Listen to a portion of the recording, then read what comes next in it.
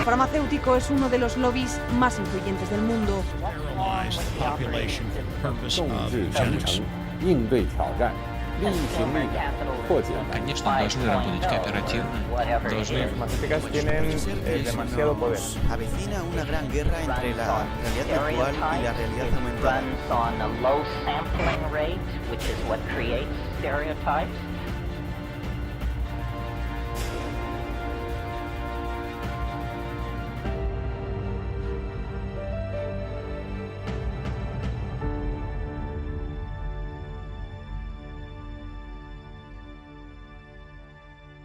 Bienvenidos a esta nueva edición de Humo y Espejos. Y para no olvidarme, como en el programa anterior, voy a arrancar presentando el libro de Marcelo Ramírez. Como ustedes saben, de la geopolítica clásica a la geopolítica moderna, el pensamiento de Mohad Farhad Koleini, por Marcelo Ramírez. Así que es un libro interesante que aborda todos los temas, bueno, tal como dice el título, de la geopolítica moderna. Así que yo se los recomiendo, y para aquellos que dicen que siempre están preguntando cómo apoyar a CTV, ahí tienen la oportunidad, lo pueden encontrar en Mercado Libre también. Está el libro, así que cualquier duda puede encontrarnos en nuestras redes sociales y acá estaremos.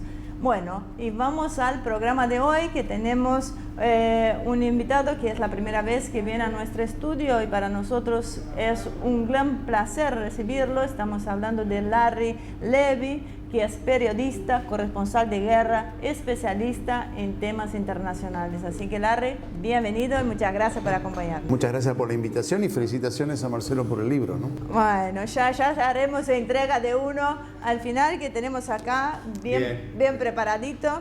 La presentación del libro ya está también en nuestro canal ACTV de YouTube, así que fue algo muy interesante y novedoso. Pero bueno, ¿para qué te traemos acá? Veamos. Qué pregunta, ¿no? Ya empezamos con los compromisos. Esa, más o menos. El tema es que es muy difícil de hablar de otras cuestiones que no sean las cuestiones sanitarias, el coronavirus. Hay que tener en cuenta que este programa tiene un desfasaje entre la grabación y la actualidad que puede suceder hoy. Y aparte que en internet obviamente no tiene fecha. O sea, es muy atemporal. Uno mira y engancha cosas. Pero estoy seguro que dentro de unos días seguimos hablando del coronavirus. Totalmente. Yo creo que vamos a hablar varios meses. Bueno, así que dentro de este análisis quizás algo vamos a rozar, pero la idea es, vamos a redefinir Medio Oriente, ¿no? Arrancamos por ahí. Una cosa, creo que por cuando hiciste la presentación... Ya me empieza a interrumpir. Después se queja que no lo deja hablar, pero no me deja hablar. Volviendo a ese tema, un tema importante es que Larry vivió 15 años en Israel.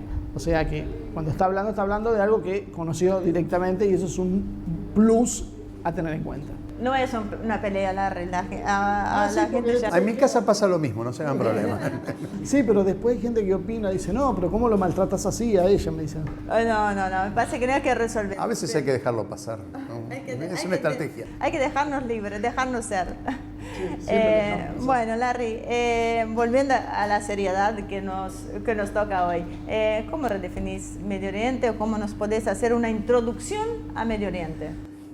Mira, hace unos días estaba mirando una bisagra en casa de una puerta vaivén. Quería ver cómo funcionaba. Y las puertas vaivén tienen en la bisagra dos ejes, no tiene un solo eje, como tienen por lo general las puertas normales. Y Medio Oriente es más o menos eso, una puerta, una bisagra de doble sentido, que se puede ir para un lado o para el otro. Y me parece que es la bisagra que divide el mundo en dos, Medio Oriente, entre Oriente y Occidente, en virtud de la historia. Medio Oriente contiene en sí mismo una historia muy profunda. La gente suele decir que el nacimiento de la civilización está por ahí, por Irak, el Tigris, el Éufrates, todo eso que es... Por lo menos todo lo que es la civilización occidental. Entendida por occidental judeo-cristiana, hay que ponerlo en esos términos como para saber. Por eso también el diálogo entre una parte y otra del mundo se hace difícil, porque no se entienden los lenguajes. No es que sea la lengua lo que defina, sino los lenguajes. El lenguaje gestual, el lenguaje político, la organización social. Yo siempre cito una cosa que me parece sumamente importante. En Medio Oriente no existe la división de países a través de una línea trazada en un mapa. Cuando alguien le pregunta a otro, ¿hasta dónde llega tu país? Y es hasta donde llega el último de mis hombres, de mi pueblo. El desierto no es de nadie. Y me parece que si no entendemos esa mecánica, no podemos entender Medio Oriente. Vos sabés que, fíjate las coincidencias, ¿no? Eso es lo que dice, son las palabras del mismo embajador de Irán en la Argentina, exactamente lo que vos estás diciendo, esa definición que es común desde un israelí a un persa. Lo primero que me gustaría es que empezar a tratar de conocer a Israel en sí por dentro, porque nosotros conocemos mucho a través de los medios de comunicación, de lo que te venden, pero me gustaría conocer lo que vos viviste ahí adentro. Entonces el primer punto es, el gran conflicto es con los palestinos. Es el primero, no sé, me parece el principal que hay. ¿Cómo se vive en la sociedad israelí? O sea, realmente ¿qué es lo que se apoya? ¿Se apoyan estas políticas con respecto a los colonos, con respecto a los palestinos? ¿O en realidad hay un divorcio también entre la clase política y los sectores sociales? Son muchas preguntas a la vez, es muy difícil establecerlo. Cuando yo llegué a Israel en los años 80, uno de mis parientes me dijo, mira, vamos a ir a comprar fruta que está más barata, fruta y verdura que estaba más barata en una aldea palestina. ¿Sí? Era cruzando la línea verde, que aún no tenía ningún tipo de división por entonces. Y yo dije, pero, perdón, vine a un país en guerra. ¿Cómo es esto de ir a cruzar la línea verde? Y, con todo mi desconocimiento. La respuesta fue, la guerra la hacen los de arriba. Nosotros nos conocemos las caras y trabajamos alternativamente, alguien para mí o yo para alguien del otro lado. Por lo menos eso se captaba en ese momento. Estamos hablando de los principios de los 80. Guerra del Líbano, recordemos, en el año 82 se produce la Guerra del Líbano. Sin embargo, no había entre la línea verde y lo aceptado por Israel como frontera, no había ningún tipo de división, ni siquiera. Eran muy pocos los lugares donde había alguna alambrada. Podías cruzar en la zona centro de Israel, cruzando la línea verde, hacia Cisjordania sin ningún tipo de división. Por supuesto que era peligroso si te adentrabas mucho más, pero no viene al caso. Lo que quiero señalar es que los conflictos de intereses a nivel político y la geopolítica en ese país o en esa zona de Medio Oriente tiene una importancia crucial con respecto a los conflictos. No es que es un pueblo que decide, bueno, yo me voy a portar bien, o otro pueblo que va a decir, no, yo lo ataco. No. Hay intereses que fogonean determinadas situaciones, ¿sí? Y que ponen en situación de lucha, ¿sí? Pero a través, vos me preguntabas sobre Israel, en Israel se esconde también dentro de la sociedad israelí unas divisiones entre los judíos que vienen de países árabes, los judíos que venían de Europa, los judíos nacidos en Israel. Todo eso conforma también una problemática que está escondida atrás de la situación bélica constante. Entonces los palestinos sí se convierten de la noche a la mañana en los enemigos públicos. Voy a contarte otra situación crítica.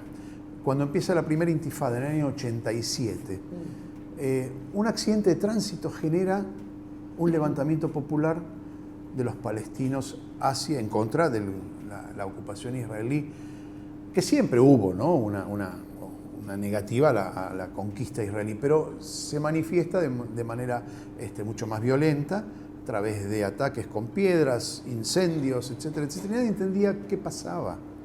Y en realidad el problema era económico. En el año 85 en Israel hubo una crisis muy fuerte económica y la economía palestina, que era un satélite de la economía israelí, quedó desplazada a un segundo plano. ¿Por qué? Porque Israel elaboró un proyecto económico que de algún modo desplazaba a esa economía informal palestina y la dejaba fuera del circuito económico. Entonces el levantamiento, por ahí es una visión un poco marxista, pero eso es lo que pasó, ¿sí? Inclusive Shimon Peres, que fue un tipo difícil de entender, definió como que el levantamiento palestino correspondía o era el efecto que había producido la crisis económica. Por eso te digo que es muy difícil adentrarse.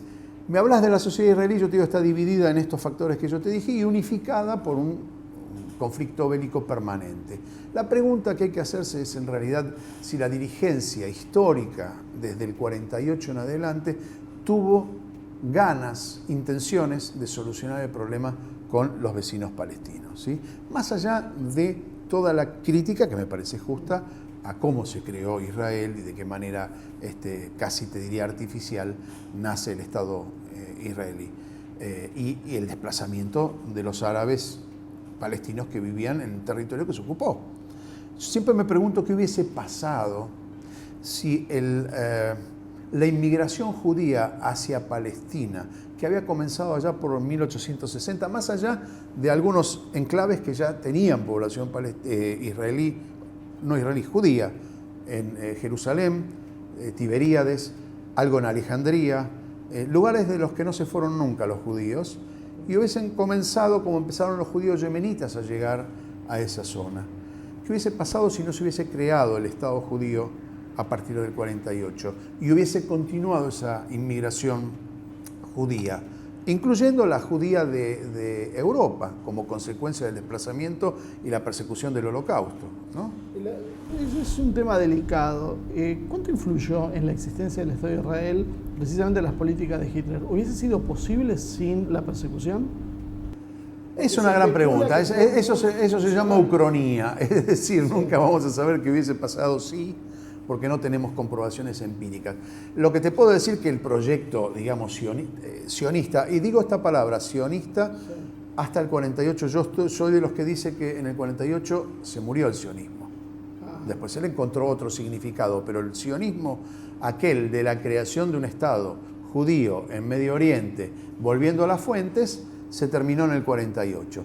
¿Qué hubiese pasado? La verdad que no lo sé. La persecución igual generó antes de la guerra también una inmigración importante, una emigración de Europa hacia el territorio palestino. Por lo tanto, es difícil.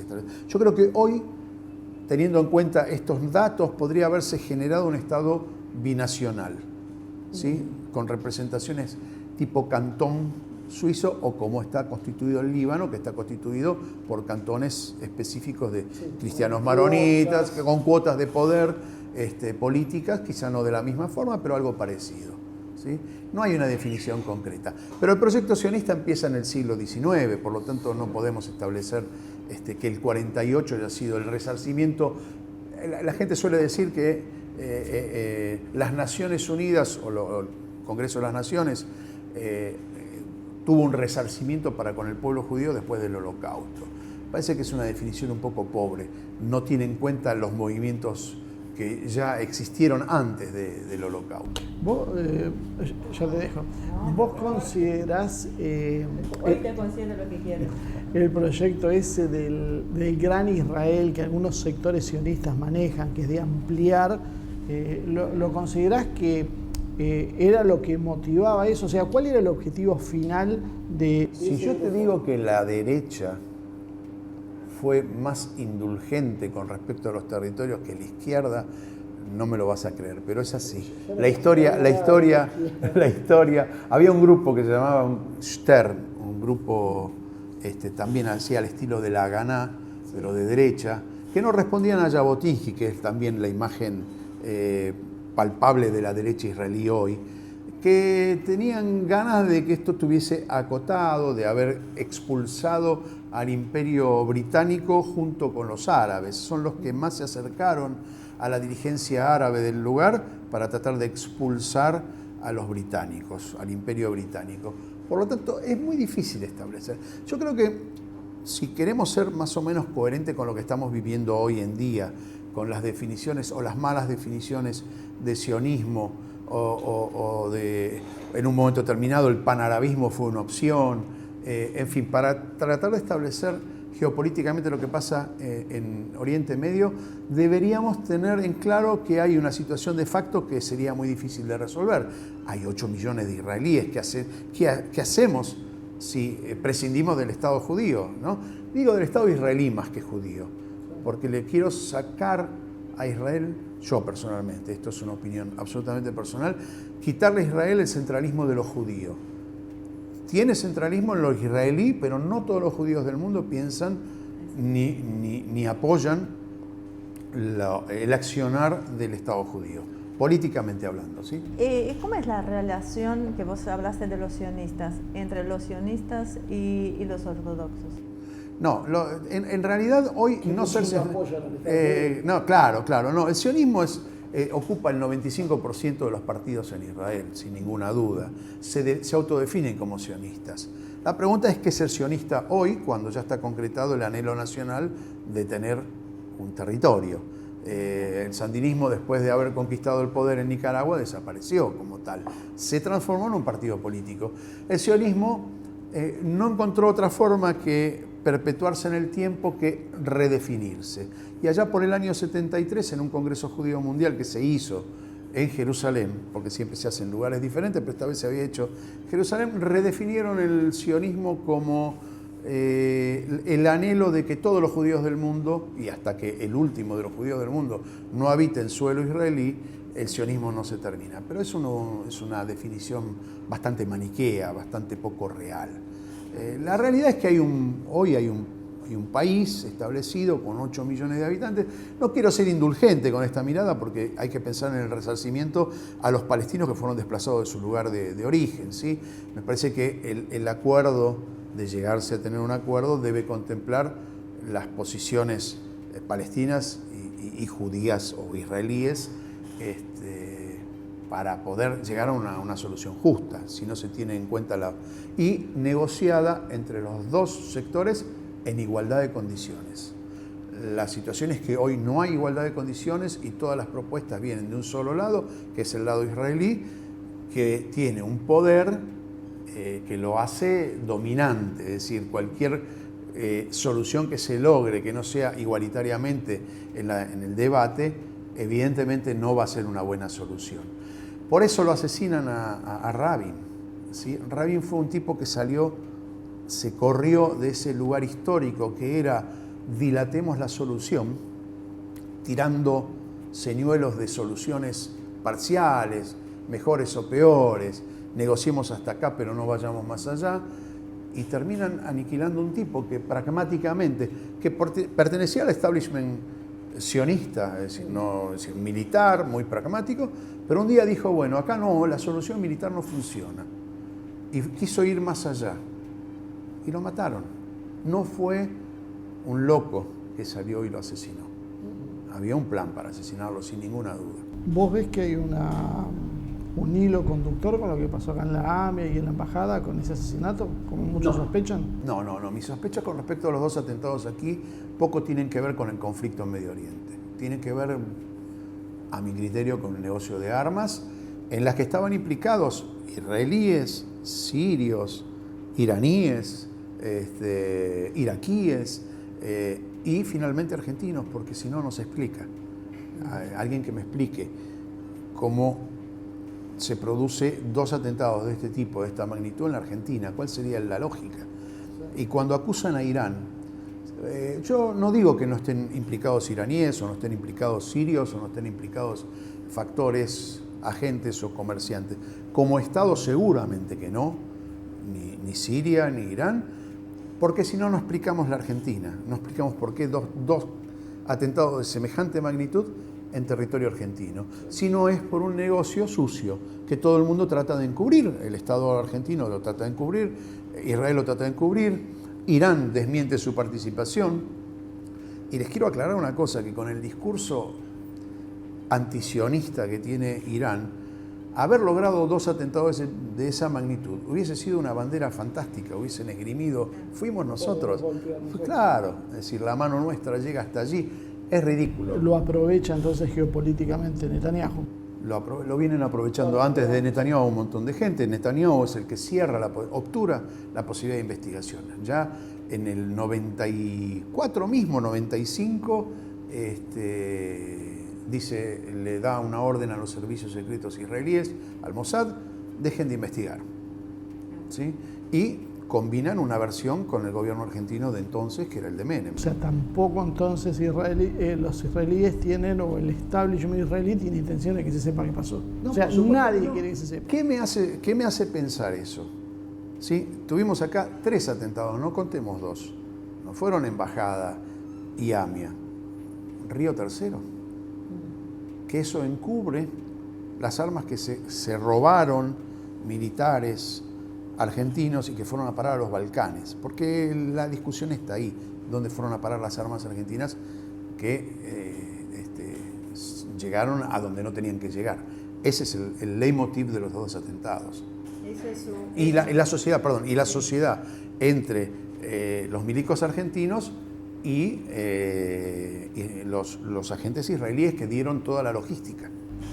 Ese es un tema que, políticamente hablando, de tener una aclaración, yo creo que favorecería mucho más a la Argentina y la región, principalmente el tema con Irán, que es todo un tabú entre los políticos hablar acá en la Argentina. Es imposible, cualquier político no quiere hablar del tema.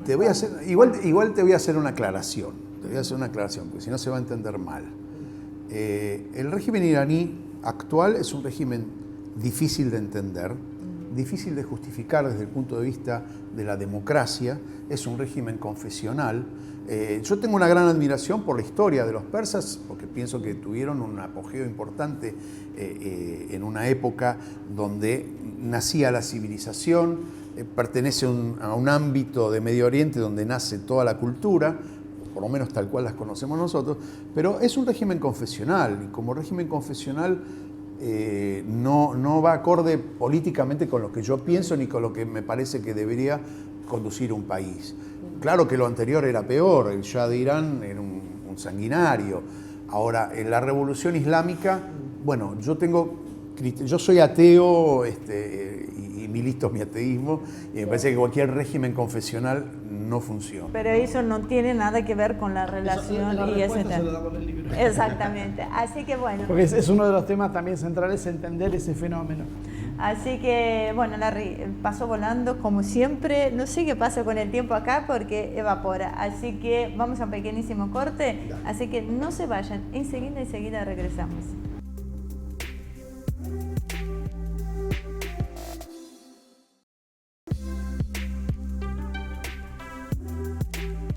Bueno, ya estamos de regreso acá en este segundo bloque.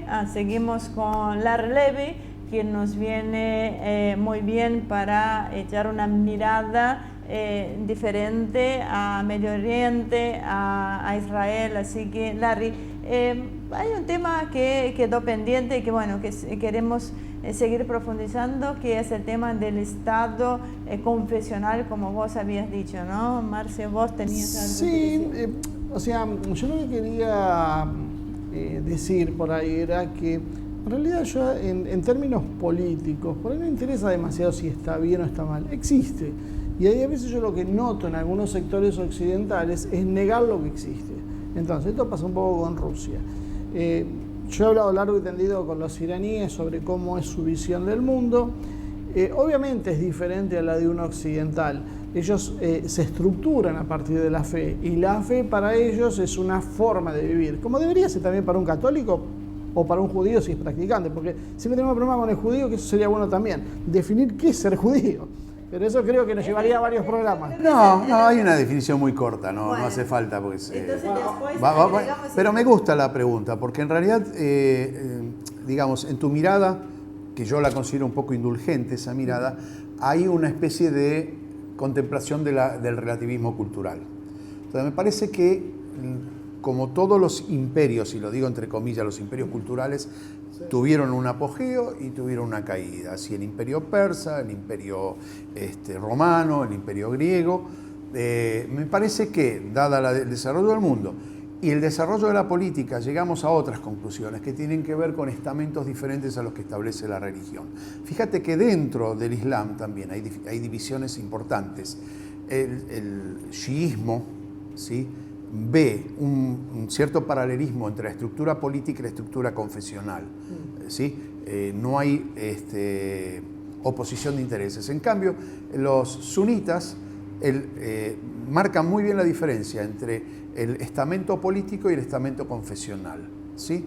Y esto se palpa perfectamente en el desarrollo que tuvo, por ejemplo, el partido Ba'ath, que fue panárabe de alguna manera, que tenía cierto laicismo.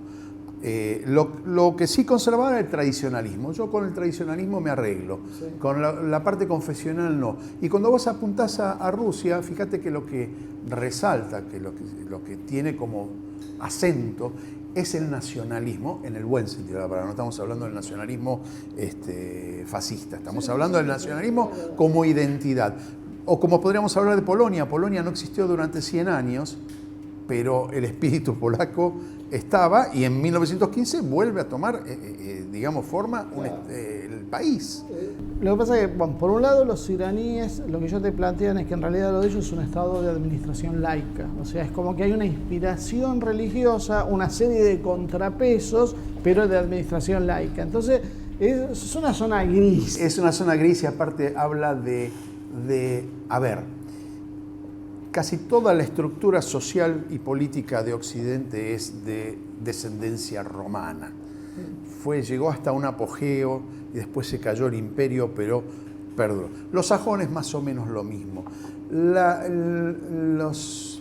sociedades árabes o musulmanas también tuvieron su apogeo cuando nacen, cuando están denunciando una situación social de pobreza, allá por el 600, 610, después tiene la primera división en el 630 entre sunitas y chiitas, pero hablaban de una sociedad postergada y todo. Por eso digo, fíjate vos qué interesante, ¿no? Hago yo un paralelismo entre el Islam y el judaísmo.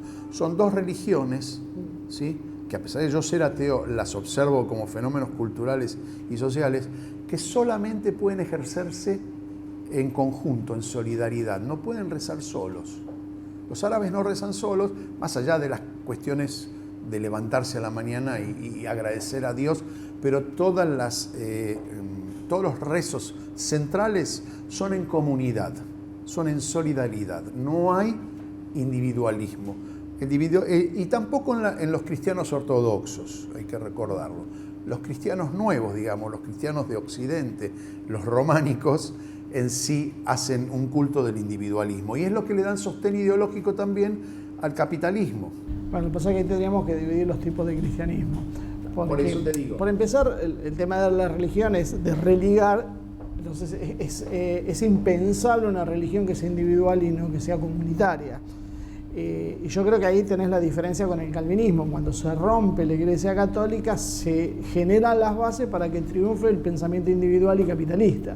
Y yo creo que es uno de los grandes obstáculos que hoy hay, precisamente en los términos religiosos, porque sirven como paraguas. Aunque también he hablado con evangélicos que tienen otras interpretaciones diferentes. Yo creo que mientras uno pueda entender y establecer una serie de valores básicos, únicos y que sean compartidos, después es secundario si uno adscribe o no a una religión. Yo creo que hoy más del 90% de la gente en el mundo cree en algo. O sea, el porcentaje de ateos y agnósticos será a nivel mundial, no creo que llegue al 10%, ¿verdad? Entre el 5 y el 10%. Lo que pasa es que son distintas creencias. El tema es que hay algunos patrones que son básicos. Como ateo o como cristiano, vamos a tener una serie de puntos en común y creo que sobre eso es donde tenemos que trabajar. Si hablamos de la concepción filosófica, estoy de acuerdo contigo. Si hablamos de la adscripción desde el punto de vista orgánico, me parece que cada vez hay menos practicantes que adhieren a una iglesia en particular. Digo, porque hay la religión para mí significa una especie de disciplinamiento. Estamos hablando del hoy siglo XXI. No estamos hablando de lo que representó la religión en otros tiempos y siglos atrás. Hoy es una cuestión de disciplinamiento político y lo estamos viendo cotidianamente con lo que pasa con los evangelistas que vienen de Estados Unidos, ¿no? Es decir, que son organizaciones fuertemente de contenido político, que poco tienen que ver con con el evangelismo más tradicional, que tiene menos tinte político partidario, ¿sí? Y que tiene una reflexión. Es que hay una explotación clara precisamente las cuestiones políticas. Pero esto va, porque a veces yo creo que hay un facilismo a decir, bueno, la Iglesia Católica es la que presiona, hace y deshace, y uno ve que esto pasa entre budistas y musulmanes, o sea, budistas persiguiendo y masacrando musulmanes, sería impensable para el imaginario occidental. Pero yo creo que el problema del imaginario occidental es que mira y proyecta su mirada al resto del mundo, y después resulta que un chino piensa de otra manera, un indio piensa de otra manera, un asiático del sur. Es que el conflicto está en otro lado, me parece. Me parece que el Sí, conflicto bueno, esa es tu visión marxista, que yo la respeto como modo de análisis. Yo creo que el marxismo lo que pasa es que le falta una parte más humanística, pero como método de análisis dialéctico es no sé si la cuestión humanística es lo que falta. Yo creo que está volcado hacia lo... Quizás sea. Bueno, pero hay una cosa que no lo está mencionando y que le están pasando por alto, más allá. Que en Brasil, por ejemplo, bueno, hay una cuestión muy anticomunista, ¿no? Pero sí, no se puede desconocer que va más allá de las instituciones, que el pueblo brasileño, en su amplia mayoría, es un pueblo de mucha fe. Y yo creo que es un poco lo que dice Marcelo, es un pueblo que cree en Dios, más allá que sea evangelista, más allá que sea católico, o un sincretismo que puede surgir. Y yo creo que esto es lo que mueve, de hecho, para bien o para mal, ¿me entendés? Pero puedo acordar, si lo miramos desde el punto de vista de la fe. Lo que pasa es que la fe está tomada en este momento, para mí, por una cuestión de interés político, y entonces se desvirtúan las raíces de la fe. Entonces, eso de que vos decís de Brasil, observemos el fenómeno de la alta religiosidad en los países más pobres y con menos educación.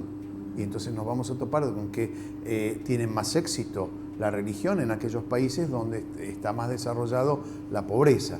Es una visión, admito que no todo el mundo la puede, ni la mira de la misma manera. Eso también lo podemos relativizar, porque Rusia tiene un altísimo desarrollo tecnológico y tiene un porcentaje de científicos que son religiosos. Altísimo. ¿Y sabes por qué la religión? Pero está conectada con el nacionalismo. Bueno, en cambio, en Brasil no es lo mismo. En Brasil, vos mirás Claro, lo que pasa es que quiero decir que no necesariamente tiene que ser educación o cultura o posibilidades económicas con religión o no. Hay matices. Por eso vas a tener ejemplos de todos lados. Hasta en el mismo Irán, los científicos son religiosos. O sea, yo creo que el tema de la fe yo creo que pocas veces he hablado con un ateo así tan militante. Yo creo que es muy difícil, es muy difícil para una persona que tiene fe, que cree en algo, que cree en una vida más allá, o cree en un Dios, o tiene expectativa, pensar que una persona pueda no creer en nada, que no tenemos un sentido trascendencia. Así como por eso... Nos fuimos del tema completamente, pero yo creo que está interesante esa conversación. Es interesante el debate, pero me parece que no vamos a concluir en nada, porque en realidad el análisis debería ser otro. El por qué la necesidad de trascendencia. Entonces hay valores psicológicos que tienen que ver, o sociológicos. Y me parece que ahí hay tantos matices, como vos decís, que nos va a ser difícil concluir. Pero es que tampoco necesitas coincidir. Yo creo que presentar los interrogantes y abrir el juego... Yo quiero ahí, entonces, volver a Medio Oriente, porque parte del conflicto es el choque cultural que se produce, no solamente religioso, no solamente sociológico, sino la forma de... Mira, la antropología tiene esta cosa que a mí me gustó mucho, soy un aficionado nada más, a analizar cómo se resuelven los conflictos desde un ángulo diferente al que estamos acostumbrados. Estamos acostumbrados a judicializar cualquier conflicto que tenemos, ¿sí? Hasta el más mínimo. Sin embargo, si uno se va, inclusive el religioso, es decir, los religiosos tienen también sus tribunales religiosos, ¿sí? Sin embargo, sociedades más primitivas, nos vamos por ahí un poquito más lejos en el tiempo, resolvían sus conflictos de otra manera. Y a lo mejor lo que tenemos que pensar es cómo resolver estos conflictos con una mirada diferente, no tan judicializada. Digo judicializada en el recurrir a la estructura jurídica donde hay pasos a determinar. Por ejemplo, un choque donde vos matás a alguien, lo primero que pasa acá es que se judicializa la muerte de la persona, sos culpable, demostrarás si hubo negligencia. En otras sociedades, las muertes accidentales como esa, por imprudencia, se resuelven de otra manera, sin llegar a la justicia. Quizás la intervención de las familias implicadas, la familia del muerto, la familia del que mató, ¿sí? y lo resuelven de otra manera. Claro, Y eso quizás- es muy y quizás- musulmán que estamos diciendo. No, porque ellos tienen esa capacidad. Pero ellos tienen tribunales. Claro, o sea, pero te sí tenés que también adscribir al pueden tribunal. condonar la pena a la familia. Eso es una alternativa. Entre los judíos pasa lo mismo. ¿Sí? Pero digo, no, sociedades donde politeístas, sociedades politeístas donde los conflictos se resuelven de otra manera, que es la participación social, colectiva, nada más. ¿Sabes qué creo que es lo que pasa? Creo que se tiró, como muchas veces dicen, el agua sucia con el bebé. O sea, creo que había cosas para modificar del pasado y hay otras que hay que mantener. Hay una sabiduría ancestral que se terminó tirando por la borda, porque lo que vos decís de los judíos termina siendo muy parecido a lo de los musulmanes, y si uno va y se mete con los hindúes seguramente va a encontrar cosas por el estilo parecidas. Entonces yo creo que ahí es donde estamos cerrando. La judicialización que estamos haciendo, en realidad porque es el negocio. Por supuesto. Bueno, de hecho, hasta Entonces vamos a volver a Dugin con el tema de la modernidad. Estamos hablando de política todo el tiempo. Si te das cuenta, todo tiene un trasfondo político, ¿sí? Que termina siendo económico, que termina siendo el capitalismo. Y el capitalismo no da las soluciones que pretende o que dice dar. Entonces tendríamos que pensar en una cosa que está pasando en el mundo. No va a haber trabajo. bueno, eso venimos diciendo nosotros. No va a haber trabajo. ¿Cuál va a ser la solución? Hablamos antes, fuera del aire, Finlandia o los países nórdicos. Ya existe el salario universal, aún no trabajando. Un salario que es exactamente igual a la persona que está trabajando. El tema del coronavirus, una de las indicaciones del FMI es que los estados contemplen la posibilidad de subsidiar a la gente. El FMI lo hace. Sin ninguna duda. Bueno, estamos ante una pandemia difícil de digerir, todavía no se van a encontrar las soluciones, pero digamos que en el transcurso de los últimos 30, 40, 50 años, mira, la primera cosa que produce la revolución industrial es que alguien se pueda apropiar del trabajo ajeno, porque en realidad yo tengo 10 empleados, me apropio del trabajo, ¿sí? Ahora, ¿qué pasa con la tecnología? Ya no necesito ni siquiera esos 10 tipos para ganar plata. Ahora, la gano yo, claro, y la gano yo, pero ¿y quién la gasta? Bueno, Yo no la puedo gastar. Y ahí volvemos. Esa es una de nuestras ideas centrales que venimos años diciéndola. ¿Sirve para algo que un señor Bill Gates tenga en su banco, en su cuenta bancaria, 40.000 millones de dólares? A ninguna sociedad le sirve eso. Entonces tendremos que repensar. Y por eso, por eso se vuelve al tema de hay una población excedente que es la que no va a consumir, la que no. Esa es la mirada que tiene el capitalismo. Nosotros tenemos que combatir esa mirada de la gente que sobra. Pero es que el capitalismo en ese sentido está agotado en sí mismo, porque al no necesitar trabajadores, no va a tener consumidores. O sea, sí o sí tiene que cambiar el modelo. Tiene que replantearse la estructura, si quiere vivir. Ahora, la pregunta es en qué va a derivar todo esto, porque en algún momento se va a trabar. Asustan esas soluciones, porque hay un sector, y no está muy escondido, pues te lo dicen abiertamente, que le sobran algunos miles de millones de personas. Pero si le sobran miles de millones de personas, tampoco va a tener que producir. Entonces, no, porque producen para 1.000 millones y con eso está no le bien. alcanza. Pero no le alcanza. No, porque no es más, porque en realidad estamos yendo a una especie de neofeudalismo. O sea, estamos dejando el capitalismo y entramos nuevamente en las pequeñas familias todopoderosas. Pero hay una gran población. Pero hay una gran población que se va a oponer a eso. A ver, nadie quiere hablar de un tema que también es un tema crucial. En los 70 muchos movimientos tomaron las armas para imponer o para expresarse de tal manera. No va a ocurrir eso. La sola presencia de mayorías en la calle va a producir la caída. Es decir, una reconfiguración, porque en realidad el capitalismo lo que hace es estirar en el tiempo y se va reavivando por sí mismo. ¿Cuánto va a durar? No lo sabemos. No lo vamos a ver nosotros. Y acá, si quieren hablar de la trascendencia, ahí tenemos un problema porque nos trasciende a nosotros. La finitud nuestra se termina en algún punto y esto va a seguir. Igual me parece, ojalá tengas razón, me parece optimista la idea de que van a salir las masas a la calle, porque vemos que el capitalismo tiene una parafernalia de opciones que te están haciendo un mosaico de reivindicaciones, y eso es un poco lo que hablábamos fuera de cámaras que discendimos, que te las van tirando como bengalas para que vos no encuentres cuál es la causa, y mientras tanto van golpeando. ¿Tirará 200 años más? No lo sabemos. Pretender que sea mientras nosotros vivamos y elaborarlo como teoría nos va a costar. Pero ¿qué va a ocurrir? Va a ocurrir en un tiempo, porque vos fijate la evolución. Mirá la ecología, mirá el mundo animal y te vas a dar cuenta cómo es. Es decir, es muy sencillo. digo, no es una cuestión de optimismo, es una cuestión de supervivencia. Entonces las grandes mayorías van a salir a la calle, no les queda otra, porque no se va a poder soportar.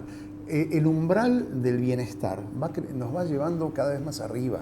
¿Sí? Es muy difícil reconocer hoy un pobre de los años 1900 con un pobre de hoy. Más que el bienestar es el consumismo exorbitante que nos promueve desde los grandes... Eso, en ese sentido, las religiones te dan un marco que se perdió, en poner algunos límites a eso. Y el otro tema es el tema de la idea del transhumanismo. ¿Por qué no puede disciplinar la religión o por qué disciplina? Porque cuando vos hablas de marco, estás hablando de límites. Cuando vos decís marco, hay un límite. Eso es lo que rompe el calvinismo. O sea, vos, no importa que seas rico, si hay un pobre al lado, si Dios te premió con eso, si, bueno, después de esto me van a matar los evangélicos, ya lo veo venir porque me van a pegar. Sí, por eso. Bueno, para los que piensan eso, para lo de la teoría de la prosperidad, no para todos. Hay un concepto que se usa en computación, por ahí lo escucharon, en el Linux se llama Ubuntu. Sí. El Ubuntu es eso, y está en África hoy, porque el concepto de no correr atrás, individualmente atrás del premio, solamente subsiste hoy en comunidades muy arcaicas, muy arcaicas para nosotros, ¿sí? Que estamos acostumbrados al consumismo. Pues son comunidades que sobreviven en la solidaridad, no hay otra forma. Sí hay que entender que uno tiene que adaptar la vida de una aldea a una vida de una metrópoli de 20 millones. Quizás ahí está la clave, ¿sí? En romper la metrópoli como entidad, ¿sí? Y llevarla a otras estructuras. Hay ideas que dicen que como el capitalismo concentró sobre las ciudades, hoy lo que se produce es un repliegue porque el trabajo empieza a ser a distancia y no tenés necesidad de vivir todos hacinados como estamos viviendo hoy acá. Totalmente. Y si sigue esta pandemia vamos a estar todos atrás de la computadora. ¿Viste que al final ateos y creyentes pueden ponerse de acuerdo en algunas cosas? ¿Por qué no? Así que después de esto lo que vamos a lo vegan. Vamos a dejar que diga... Pero nos quedamos sin Medio Oriente hoy, les aclaro. Nos quedamos sin Medio Oriente. Hablamos la primera parte, la segunda parte la hacemos en un segundo programa. Vuelvo en 6 meses y hablamos. Por favor, no es 6 meses. Sí, la realidad es que sí. Salvo que sea por el coronavirus, que por 6 meses bueno, si nos limitan, hacemos teleconferencias.